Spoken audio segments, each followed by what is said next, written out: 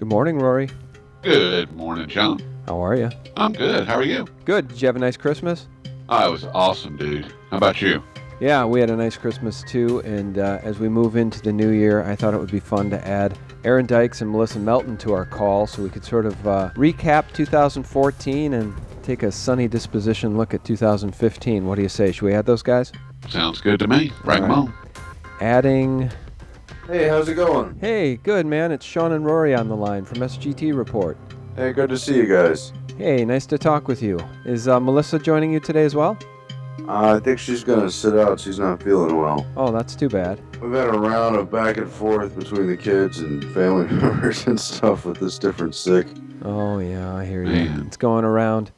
It's nice of you to take some time out of your busy day to join us, and we thought it would be fun just to ring out 2014 with some Truthstream media perspective on the real world. Appreciate you inviting me. Well, what are you guys up to today? I wanted to talk with you about a little bit of everything. I was watching the video that you guys posted about the flu shots and just the plethora of shots that they like to distribute at these local pharmacies.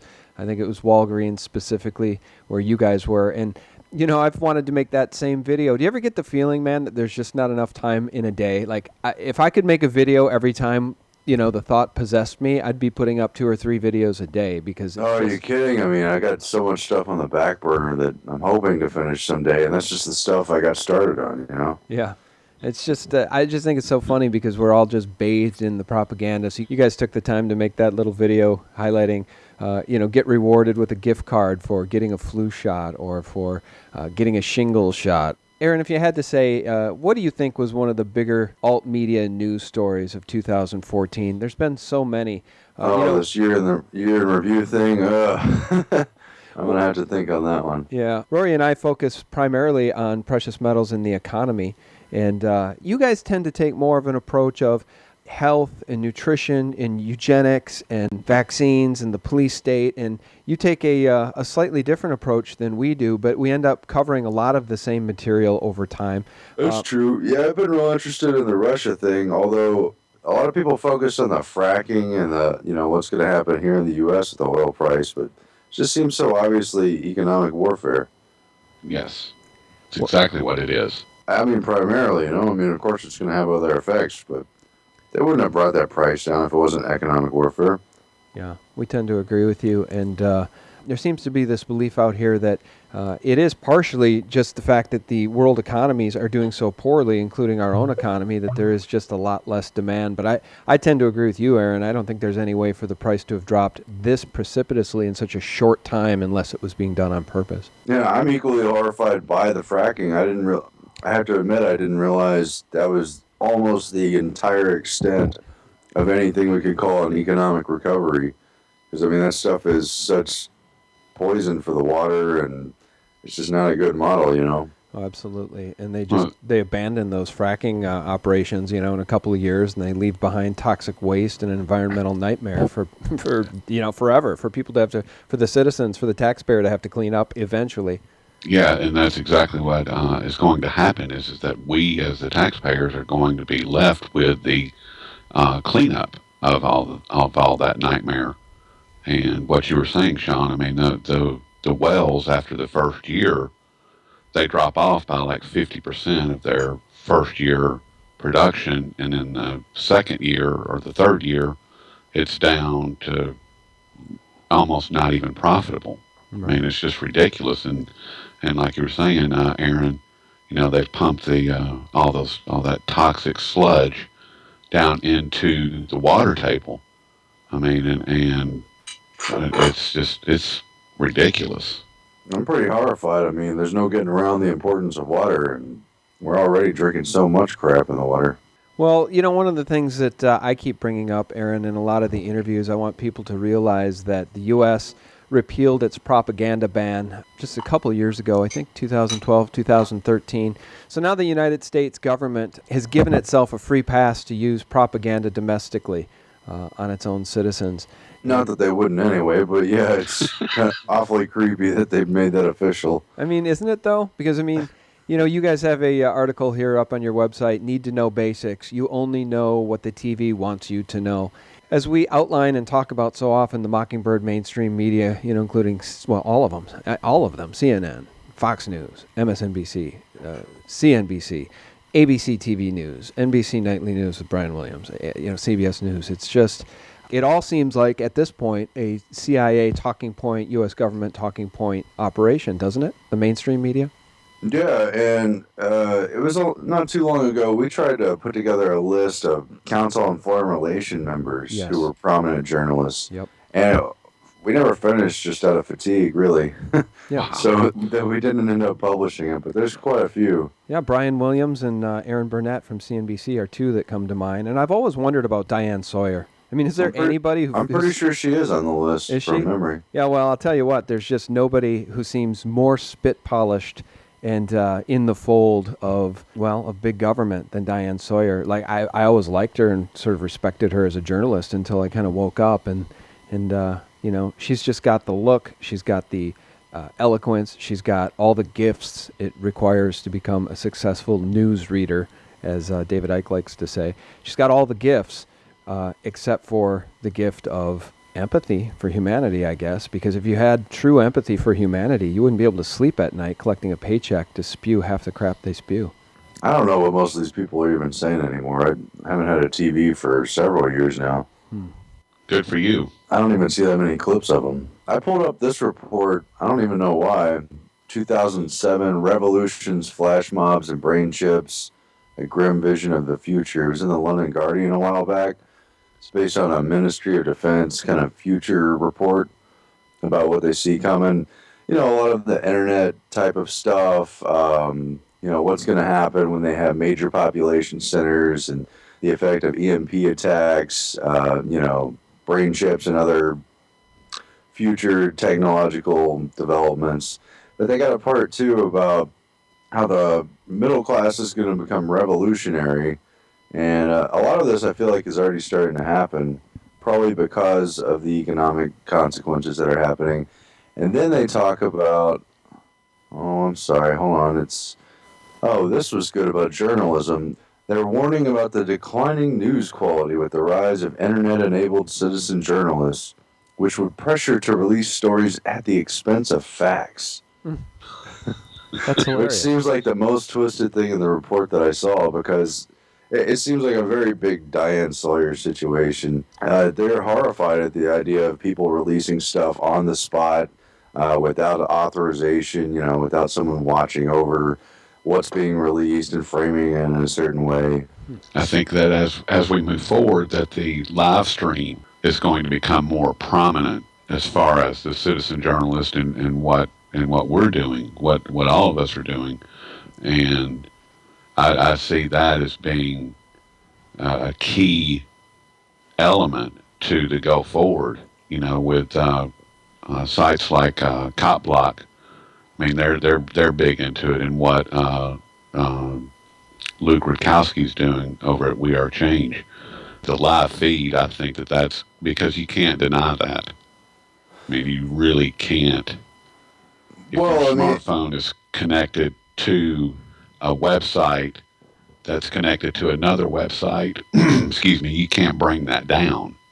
Well, I don't know if they can ever take it out. They did this in Egypt, basically, where they blocked out the signal, and it kind of became a propaganda point during the Arab Spring thing, where they put in suitcases to get the internet back on, and the government was blocking it out, and you kind of see what would happen in this kind of popular uprising, straight to the masses kind of deal, but it's all manipulated too, because behind the scenes, that stuff is funded by Google and operated by the State Department, and especially by NGOs like the one Brzezinski and George Soros lead. What is that, Open Societies?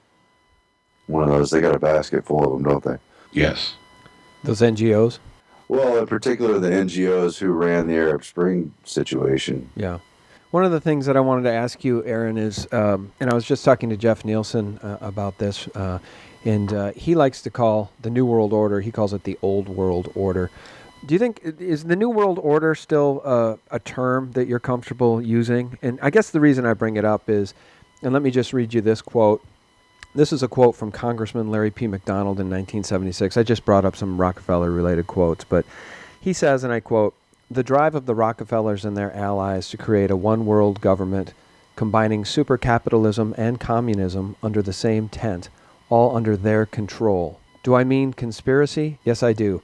I am convinced there is such a plot, international in scope, generations old in planning, and incredibly evil in intent." End quote. And of course, Larry McDonald was then killed in a Korean Airlines 747 crash that was shot down, we're told, by the Soviets. That you are looking at a group that has worked to bring about the dissolution of national sovereignties on the road to world government. And certainly you're familiar with local professor Carroll Quigley, who has been part of your club, in which he admitted all this. And he said in his book, Tragedy and Hope, the only thing I disagree is that we've worked to keep it a secret.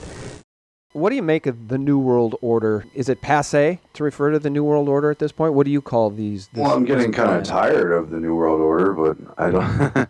It's still kind of regaining strength. Maybe it's always a work in progress. I mean, these are people tied to very old philosophical agendas. They call themselves perfectionists or perfectibilists in the age of the classic Bavarian Illuminati. They've got a lot of different names, and they kind of switch hats and costumes around. It's a pretty old world order. And I guess somewhere in that power structure, there's always enough competition that someone gets knocked off the top for a time. But as far as being a little people, somebody in regular society, we've always been increasingly dominated, or varying degrees of dominated. It's definitely happening now. I don't think their schemes are going to get busted up as much as I'd like for them to. We just had a conversation about whether or not the Rothschilds' plans to enslave humanity could be toppled, and there's some differing points of view on that. But generally, I think the fear is that they are so powerful, so interconnected, and this plan is so international in scope that it will be hard to stop them. Because, I mean, at this point, who do you even point the finger at? I mean, you can talk about the Rothschilds, you can talk about the Rockefellers, you can talk about Queen Elizabeth and the old world monarchies, Queen Beatrix, Prince Philip. You can talk about the Vatican. You can talk about all of these different entities working together, but then really here at home, you got to look at the NSA. You got to look at really what I think is the secret government, the Bush government, the Bush senior CIA, director of the CIA government. It's so wide-reaching in scope, it's almost hard to follow at this point, don't you think, Aaron? And it's institutionalized. I mean, a lot of people who are actually carrying the agenda, it's just business for them. And if you were to confront each and every one of them, most of them would say they're just doing their job, or it's not their fault. That's just the way the world is. It's globalization. They're just a part of it. Yeah, I mean, it's so institutionalized, it's difficult to break apart. And there's not just one, not that violence would be the answer, but you can't just take out one group of people, or there's not one person to target that would bring the system to its knees, Right. And that's by design as well. Of course. Why wouldn't you insulate yourself? That's what the mob does. Exactly. Well, they are the mob. I mean, they are the mafia. Certainly.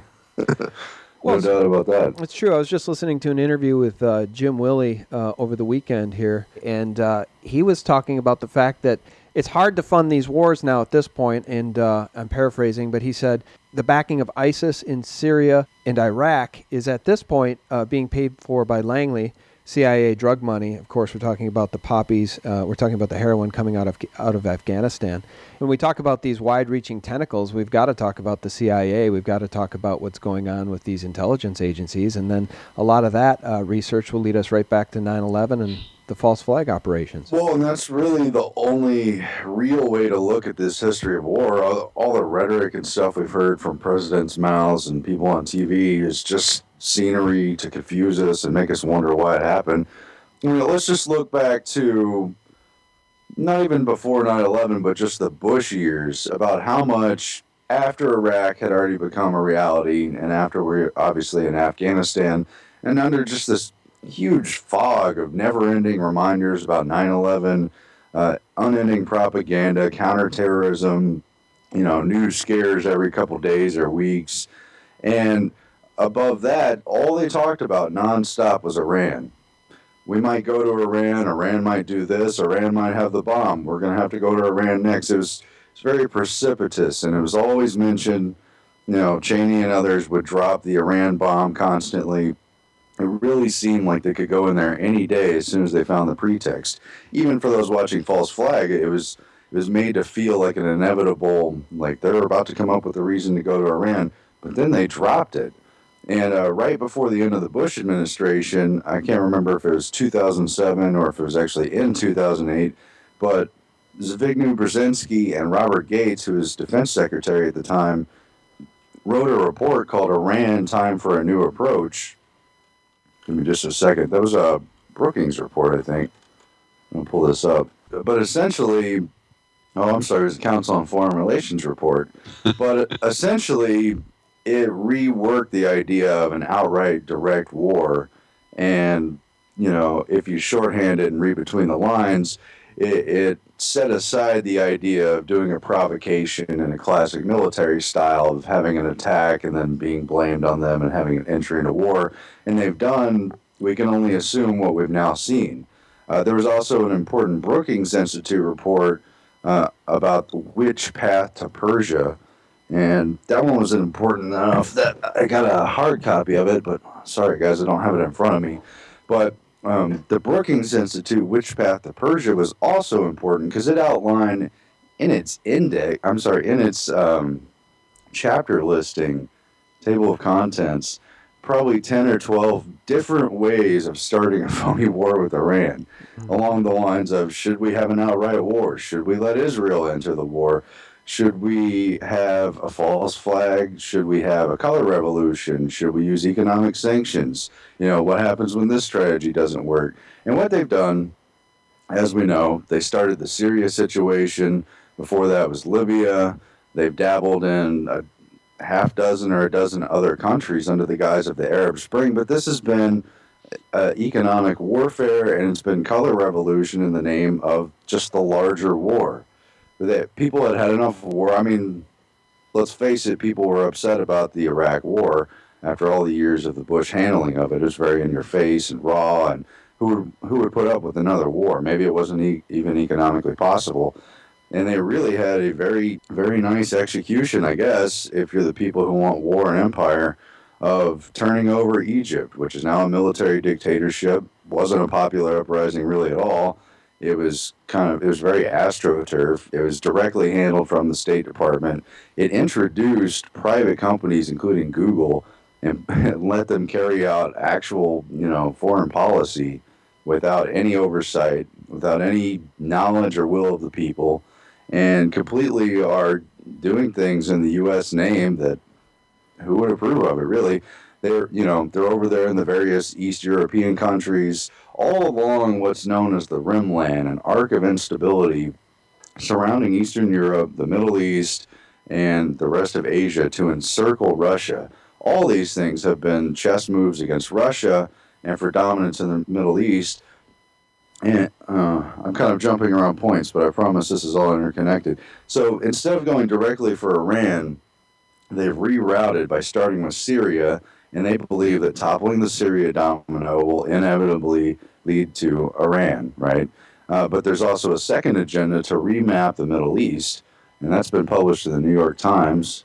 And this plan to break Iraq into three pieces and Syria into three pieces and other countries into several pieces is part of a larger plan to literally remap the Middle East in a way that is basically more friendly to the U.S. empire and hands out power sharing to its partners, Saudi Arabia and Israel, the three dominant powers in the region under their vision. And of course, Iran stands in the way of that. Russia stands in the way of that. And that's what we're seeing play out right now. And we'll see. I guess time will tell who's going to really hold the upper hand. But the falling oil prices is definitely, in my view, a coordinated conspiratorial policy between Saudi Arabia as the leader of OPEC, the other Arab nations, very much dominant over other members of OPEC like Venezuela or anybody, Nigeria or whatever.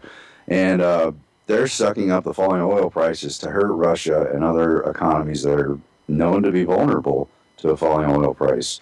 Okay, Saudi Arabia and the OPEC countries launder their money and recycle it through Wall Street. That's part of the petrodollar scheme, and we know that's gradually falling off, or I guess in the larger view, quickly falling off. And they're just in moves to reorient their cards right now and try to hold on to power. But when they remap the Middle East, there will be a number of smaller nations there so that different ethnic groups have little nooks and crannies, but don't have real power in the region that makes them dominant. And they're trying to isolate Iran so that, Iran's a huge country, 80 million people, lots of strategic partnerships. They've used this guise of terrorism, the oil monopoly, and all this other stuff to do that. It's very big plans, complicated. Sorry I didn't have enough coffee this morning to lay it all out at once. No, I'm tracking with you. And in fact, as you've been talking, you started talking about the false flags that had been suggested essentially to be used against Iran. And what came to mind was Patrick Clausen, and I couldn't remember which think tank he worked for. So I was trying to Google this as you were speaking. He was part of Washington Near East Institute Policy. on Near East Policy. That's right. Patrick Clausen, the director of research at Washington Institute of Near East Policy, was in the news for suggesting that a false flag attack could be used to incite a war with Iran. And then he followed up in an interview with IntelliHub, I believe, where he acknowledged the existence of shadow wars in the Middle East and acknowledged the deep history of false flag attacks in Western military culture. So I just get a kick out of it. We started this interview talking about the alt media, and you brought up the fact that the talking point now is that the threat of the alt media dominance now in overtaking the Mockingbird media in terms of popularity because people are seeking true news. You said that the fear is that facts would suffer. Well, you're not going to see that fact that Patrick Clausen is a Zionist warmongering, false flag suggesting terrorist. You're not going to see that covered very, very broadly over at CNN. And you're going to see it covered here. But I absolutely agree with you 100%. And I think we're fighting Israel's wars at this point and have been for a long time. That's my opinion, Aaron. But I totally agree with you. And we know it to be true ever since 9/11 and before with the Project for a New American Century. Yeah, they laid out their plans, didn't they? They have, and interpreting them, pointing it out is a call for them to ridicule you and try to marginalize you and bury the facts. And yeah, the fact that the Ministry of Defense would put out this report and say internet-enabled citizen journalism with the 24-hour news cycle, that's going to pressure them to release stories at the expense of facts. It's going to decline the news quality. That is such an excuse and a skewed view of how people don't want scripted, teleprompter read. I mean, we just have news presenters up there. A lot of them do the work in front of green screens, and it's all just coordinated pseudo events.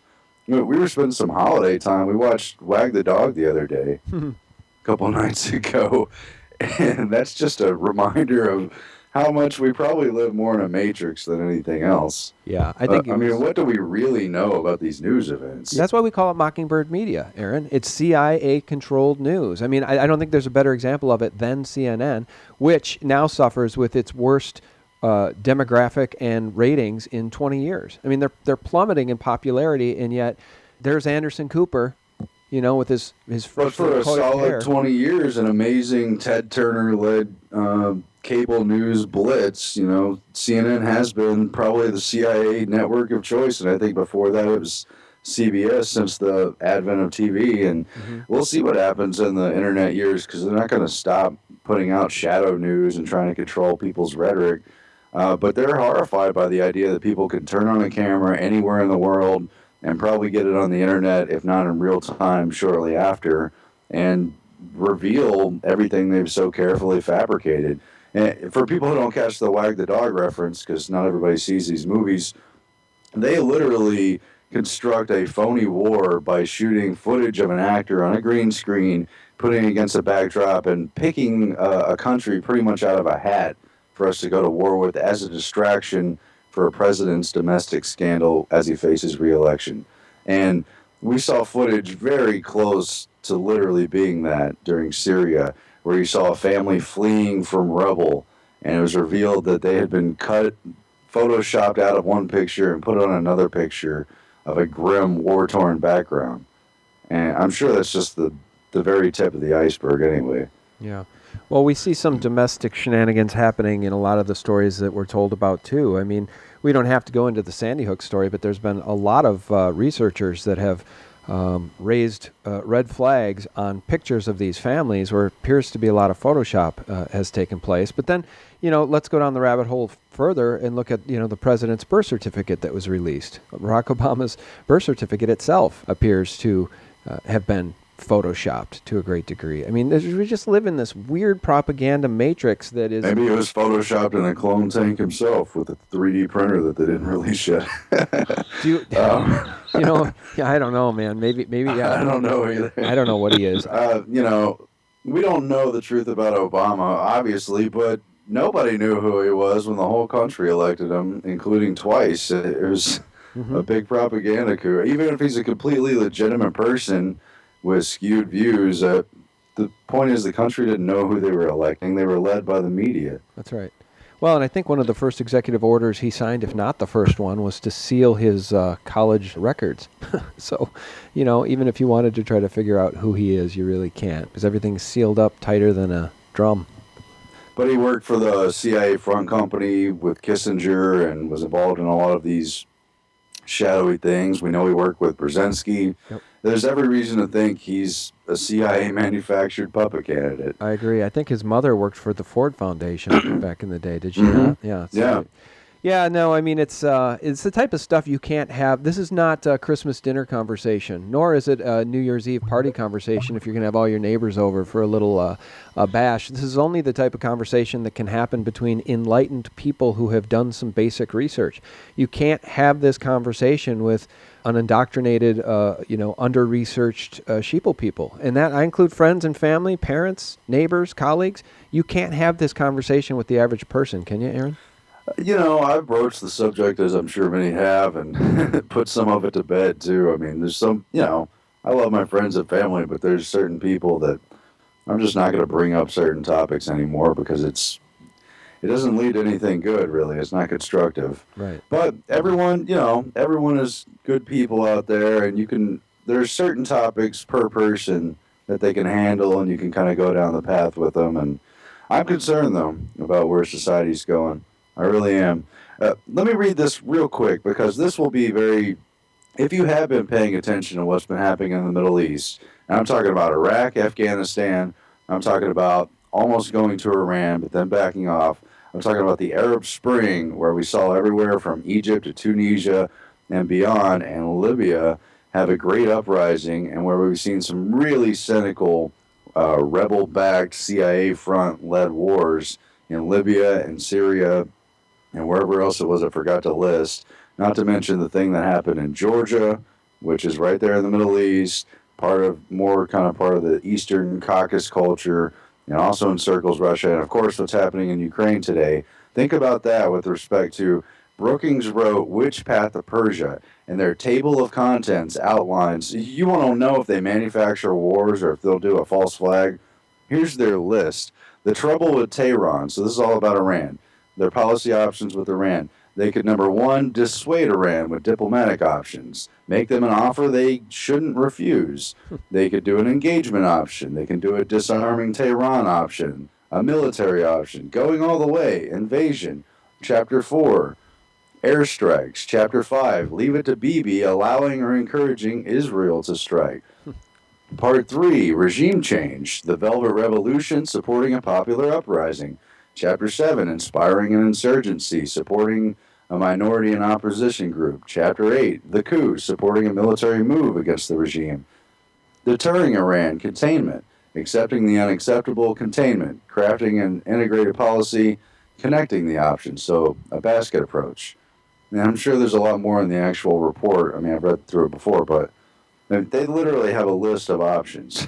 Don't you find it fascinating, though, when we know that these think tanks are out there? We know the Patrick Clausens of the world are out there. We know that these people are working in their devious machinations. They're working, I guess it comes from this Machiavellian place where they must believe in what they're doing, whether they're serving Satan or the Rothschilds. I don't know who they're serving, but they're not serving humanity. And my point is this Machiavellian approach of, we can kill 2,000 people if it's to save 200 million. We need to save the United States States from the inevitable rise of extremist Muslims who will seek to destroy us. I mean, is that the pitch that these people have been given? Is that truly what they believe? Because, again, what Aaron just read proves that they will look at all the options, discuss all the options, and then roll one out, as they did on 9/11. I mean, they rolled out an option on 9/11, and it was Machiavellian in scope and very sinister and evil. And my opinion is what they did is they pitched to these black op teams, or I don't understand how this really works at the highest levels, Aaron, because I don't know how people could possibly sleep at night if you're responsible for these false flags. But they roll these things out so that we can rally the American people and go into these unconstitutional, nightmarish wars without end in the name of protecting ourselves. But the truth is, these are outwardly hostile actions, right? I mean, it used to be called the Department of War, and they changed the name of that. So I'm babbling here, but my point is that how do you get involved in these false flag operations, Aaron, and then sleep at night? I just don't know how these demons sleep at night. I think they recruit people. All right, first of all, there's various levels of propaganda. There's an ideology that's revealed to you. I'm thinking of a Masonic structure where as you go further along, you find out what it's supposedly really all about. And we're all searching for those answers. It makes sense to, but it gets distorted, when it's inside one of these systems. But the other thing is they recruit people and isolate candidates based on what they're willing to do. Right. I'm thinking of police recruitment right now just because I know some people personally who've been through it, and it's been so much in the news. It's hard for me to fathom how a police union would systematically protect all the bad apples at the expense of whatever it takes. Bad publicity with the whole country. Defend at all costs the worst examples of your unit to protect your whole unit. That doesn't make sense to me. I would think that you would want to go ahead and punish those who actually deserve punishment, who are bad examples, in order to let the world know that, most of our police really are good and they're upholding the law. They're there to protect and serve, right? But what I've learned from inside the system is there's so many discouraging factors. First of all, there have been cases in New York, I hope this is not system-wide, but I have a hard time believing it's not, where they have refused candidates with too high of an IQ. Right. They go through all kinds of testing and training, and they actually refused one candidate. He took it to a lawsuit, and they were told that he wasn't being discriminated against for having 125 IQ, because they do that across the board with all candidates. So there's a threshold, and they're recruiting low or medium level IQ people. Right. And that's who we're dealing with on the street. Many of them are good people. I've met some sweethearted officers, but I'm troubled by what's going on in the nation. I'm troubled by the way it's being steered through propaganda too. But I know someone who was told in training that the Constitution doesn't really apply anymore, and that it's antiquated and not what they follow. Very troubling with respect to all the Fourth Amendment and really all the amendment implications of the things the NSA's been doing, certainly the FBI and Justice Department and other units. And, I've also been explaining how even seemingly good progressive things like civil rights oriented have actually helped to dumb down the police. This is not politically correct. I'm not trying to be insensitive, but as they started to specifically recruit people of color and women and people of other different backgrounds, I was told that it became a very cynical thing a couple decades ago because they would that was their primary factor, was to attract people of a diverse background at the expense of their actual qualifications for the job, okay? So they're trying to basically put in token individuals who don't have the aptitude for being a police officer, right? And this is going to be true in the military. This is going to be true in special forces and everything else. At the outlying level, they're attracting basically a TV cast of people for these agencies instead of those who are actually qualified to do good work in it. They discourage people with good moral standing. They ask them questions like, what would you do in this scenario? And they advance those who are willing to be ruthless in many cases. Yeah. And I think that's how you end up with a cadre of people who would do anything no matter how evil it is. Yeah, I think you're right, and I'm nodding my head. Rory, you probably have strong thoughts about Yes. this too, but I'm I think thinking, they're adrenaline junkies. I think they're people who think it's really interesting and fun. yeah, it's cool to be a big macho man carrying an AR-15 and go and threaten women and children. And I'm thinking about this despicable piece of Pentagon propaganda called American Sniper, and this Chris Kyle, who now is no longer on the planet because he played ball with these people, and I believe they fragged him. So, he rolled out his lies about Jesse Ventura, and Jesse Ventura sued him, and before Chris Kyle could have his day in court to defend himself against the slander lawsuit, he was dead because he went down to a shooting range, we're told, with a couple of other military guys, one that they'd never been with before and the one they'd never been with before, shot them both. So Chris Kyle, who played ball with this cabal, is no longer with us. And so what comes to mind is also all these dead banksters, these people that are willing to play ball and do these despicable, horrible things against humanity, don't often live very darn long to tell the tale and to benefit from it. So I guess that would be my moral warning to those who would play ball. And I know most of the people, a lot of these people don't have the intellect to listen to what we're saying or care. They just want the power. They just want the badge. They just want the AR-15. They just want to be they want to do the black ops. They want to play Bourne Identity, even though they're not equipped with the ethics or the morality or the intelligence to be the good guy. And maybe they think they're the good guys because they buy into this fact, like so many of the sheeple people we know, that the American government is just the most benevolent, most powerful, most wonderful government on God's green earth. And they believe it, and so they will do anything they're told because they're order takers. Chris Kyle was a creepy case too. I don't know what kind of person he was. I don't know him, but they used him in so many different ways. Mm-hmm. They needed a war hero. They used him as that. They needed someone to discredit Jesse Ventura. They used him. Yep. And then when he met that really suspicious death, well, I went and covered his funeral. It was a hero's funeral, and you couldn't even talk walking to the thing. People would tell you to shut up and don't you know why we're here and all this stuff. And it was a gigantic funeral with thousands of people. Really strange propaganda, especially since I watched Wag the Dog a couple days ago, Mm-hmm. where they literally fake a military hero's funeral in a staging warehouse. Yeah. And joke about how real it looks. Yeah. Well, and I just want to say that we know the Pentagon has done this a million times. We know from the incredible work that Pat Tillman's family has done on his behalf. We know they fragged Pat Tillman because Pat Tillman wanted to come back and tell the truth about heroin drug running and about the nightmarish operations in Afghanistan, and that it was an unjust war. And they killed him. They fragged him. And how about SEAL Team 6? Were we seeing the death of witnesses when all of the team was suspiciously in a chopper in Afghanistan? That's right. Or were they just writing the heroes out of the sequel? No, were those even real players? Do we even know who's in that unit? It's secret. That's right. Somebody does, but they're being told to keep quiet. Yeah, supposedly the SEAL Team 6. And why would you do it? I mean, you sign a national national security agreement, you sign a non-disclosure defense agreement, or even a business agreement. It's really difficult to break those things. I think it gets back to this NSA wiretapping, though, and Langley. I think that these people are brokers now in information to the degree that it's easier to take out a whole team than have a couple of people with moral questions and the ability to speak out against those non-disclosure agreements on behalf of the Constitution and the Republic. We're better off just taking them out before some of these inside guys start speaking out. And one wonders if that's what happened, because they can record this. They record everything.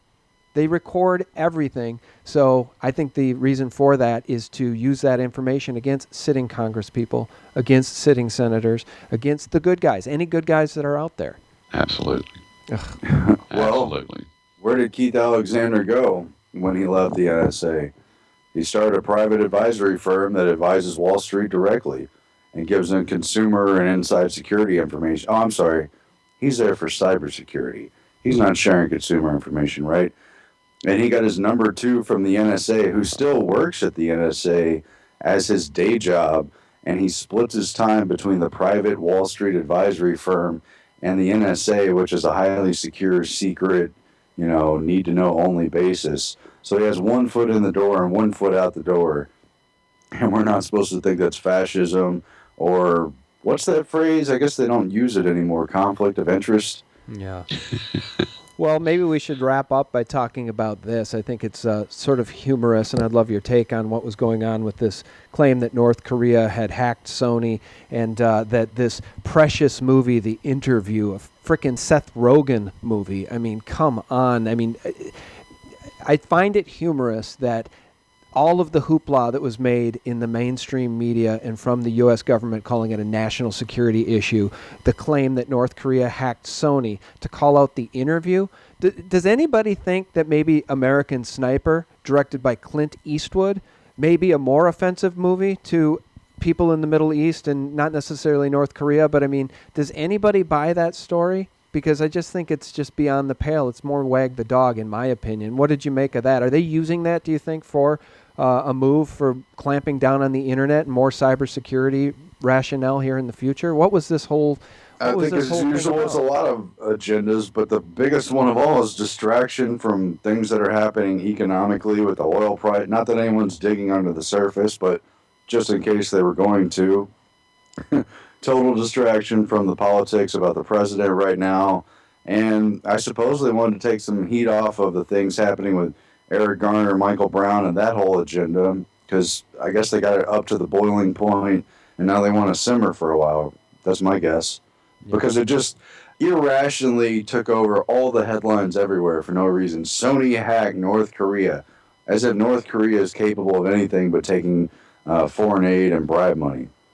Well, it's true. And the first thing I said to mates at work who asked what I thought was going on is I said, well, you probably should look at the NSA, because if there's an organization that has the power to do any of this that North Korea is being accused of, it's the NSA. And their powers go unchecked. The American people don't care. Congress can now say, give this government a blank check and carte blanche now to wiretap and record all of our conversations, capture all of our emails.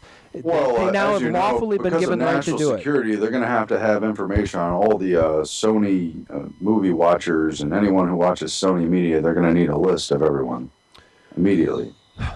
We're all on the list.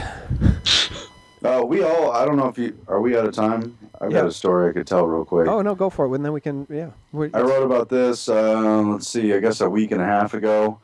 A special report on police using pre-crime algorithms, using your social media posts against you in real time. And they've got a system now. The company that runs the 911 system for all the emergency responders are putting out this system that is a pre-crime algorithm. They call it Beware, and it compiles some 15 billion consumer purchase records to look for suspicious activity. It compiles all your public records, obviously arrests and things, but much more than that. And it compiles your social media posts to categorize you as a threat using a color chart. And they said that offensive language will qualify you for getting flagged in this system. I got pulled over in a routine traffic stop about a month ago now, and it was broad daylight, 3 o'clock. I hadn't even been speeding. It was a very small town, laid-back atmosphere. You know, I was surprised I even got pulled over, but there was nothing to put me on edge, okay? The officer got out of his car after sitting there for a minute running through the computer and told me to put my hands out where he could see him, and he was acting like I was about to get violent or something. And I was completely flabbergasted by the whole thing because I was pretty chilled out, actually.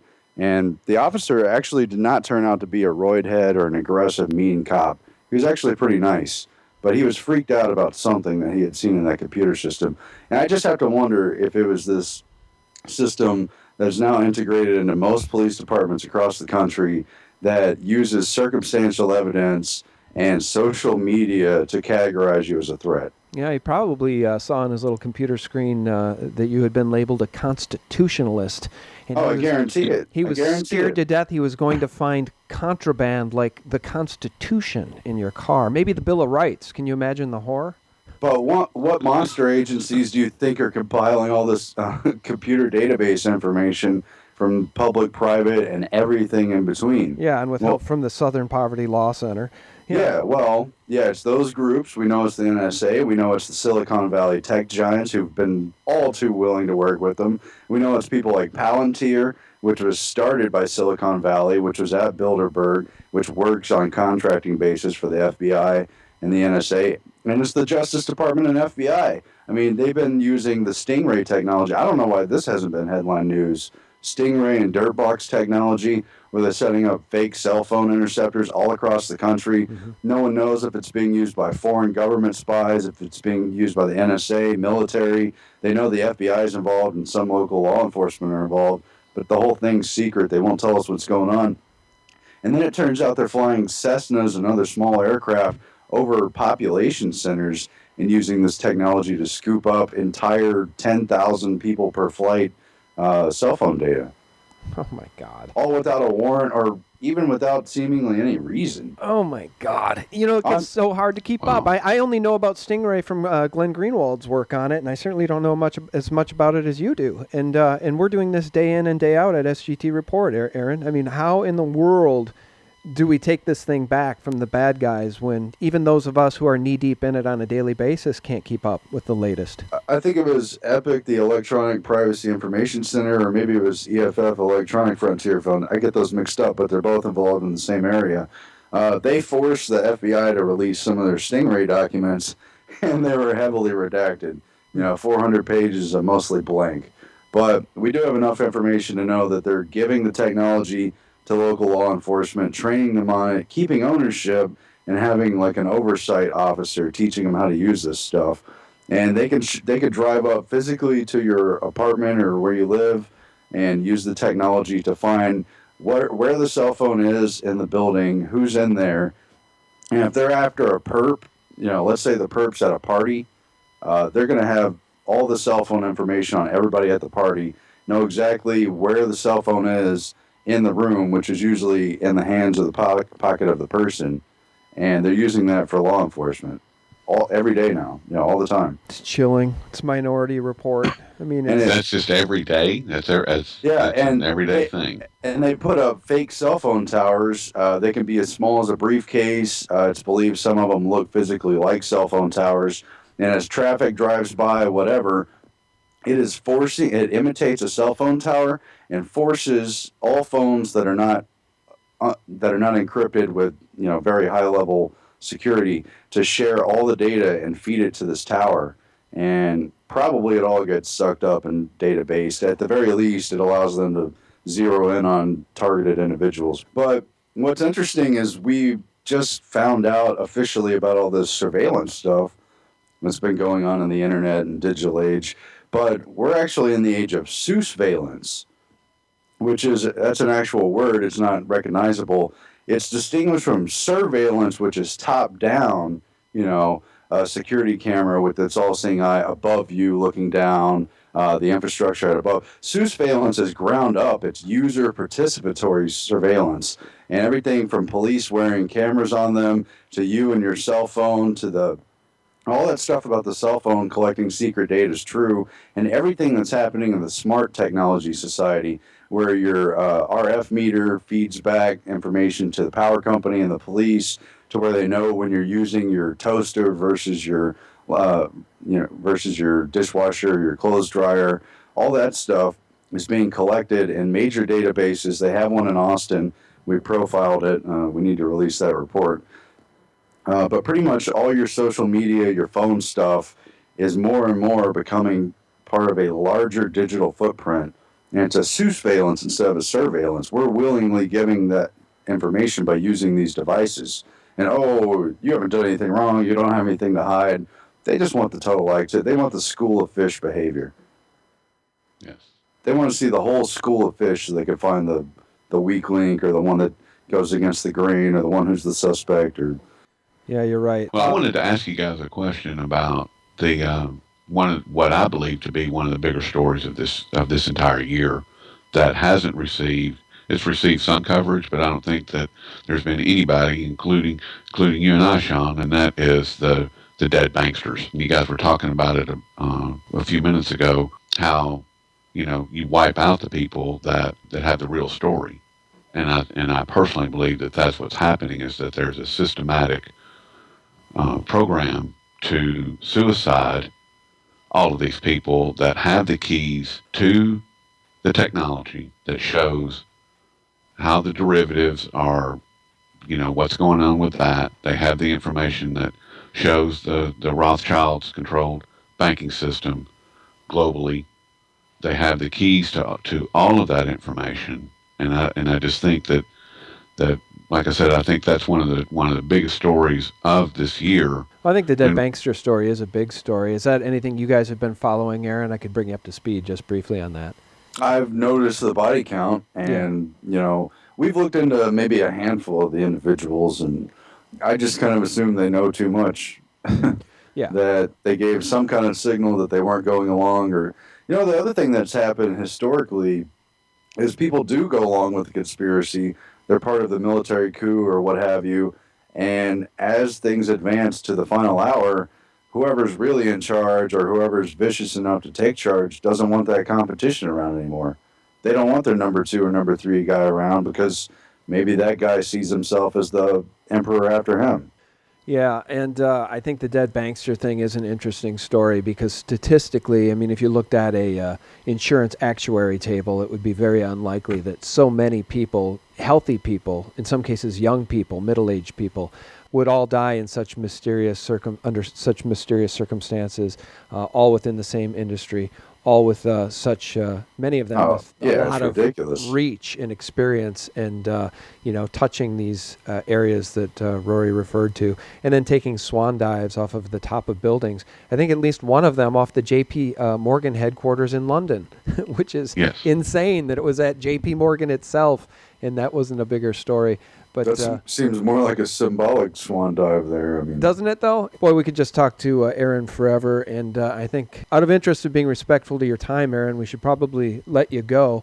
all right, yeah. Well, I appreciate being on, and you guys do good work, and I follow both of the things you guys do. And you guys do incredibly great work. And is there any way we can support what you guys are doing, or any of the listeners can support you guys directly? Well, we're at truthstreammedia.com and youtube.com/truthstreammedia, and just trying to keep on keeping on. And yeah, we appreciate people watching our stuff, and I mean, we have a donate button if that's what people feel like, and we're just trying to get some work out there and not be too intrusive in people's lives. There's enough of that anyway. Yeah. Well, we all have to do our part. And if listeners tune into what you guys are doing and give a thumbs up to your video and then spread that in their social network, that's terrific, because then more people will watch. And ultimately, all we're trying to do here is wake people up so that we can try to take this thing back. Well, as we move into 2015, I wish everybody a Happy New Year. Aaron, Happy New Year, and give our best to Melissa. Same to you. Happy New Year. All right, Rory, Happy New Year to you. and to you, and Aaron, and Melissa. And to everyone listening, we really do appreciate your time. Thanks for checking us out at SGT Report and for checking out Truthstream Media. And thanks a lot for everything you guys do. Everyone plays their role. We're all in this mess together, and we do value everybody's time, intellect, honesty, and empathy. Boy, that's just the key word for me, empathy. If everybody in power could just have more empathy, we could maybe the world would be a lot better place. All right, thanks, Aaron. Thanks. Appreciate it. Thanks, guys.